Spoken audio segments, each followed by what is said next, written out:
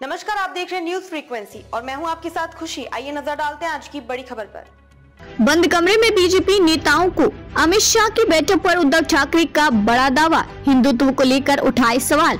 Shiv Sena UBT प्रमुख उद्धव ठाकरे ने रविवार 29 सितंबर को दावा किया कि बंद कमरे में हुई एक बैठक में भारतीय जनता पार्टी बीजेपी के नेताओं को विपक्षी खेमे में सेंध लगाने के लिए कहा गया।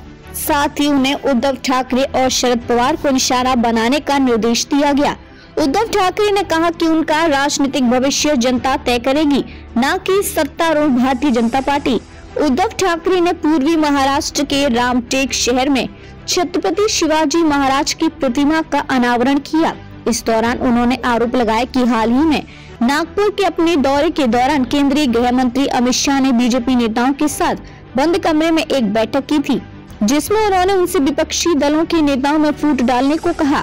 साथ ही मुझे और शरद पवार को राजनीतिक रूप से रोकने के लिए कहा था। बंद कमरे में क्यों बोले, उन्हें ये बात लोगों के सामने कहनी चाहिए।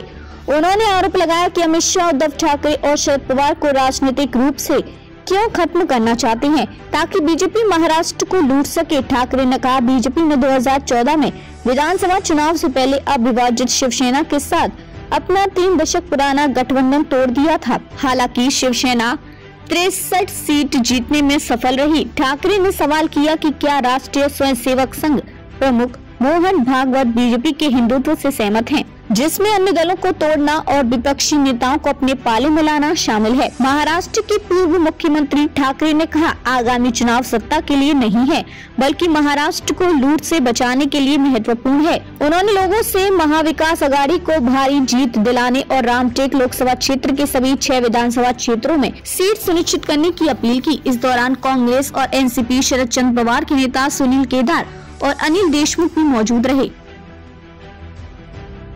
अब तक के लिए बस इतना ही। फिर होगी आपसे मुलाकात ऐसी एक और बड़ी खबर के साथ। तब तक के लिए नमस्कार और देखते रहिए न्यूज फ्रीक्वेंसी। ऐसे ही लेटेस्ट अपडेट्स के लिए हमारे चैनल न्यूज फ्रीक्वेंसी को सब्सक्राइब करें और तुरंत नोटिफिकेशन पाने के लिए बेल आइकन प्रेस करना ना भूलें।